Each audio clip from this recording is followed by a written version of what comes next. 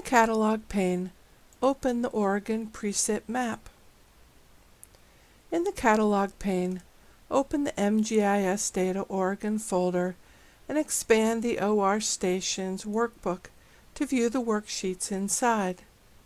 Drag the OR Stations worksheet to the map.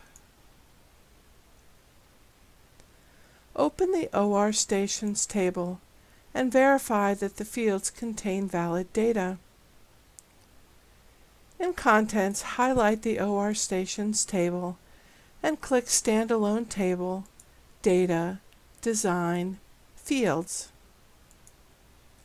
To examine the table in Fields view, verify that the fields are listed appropriately as numeric or text data.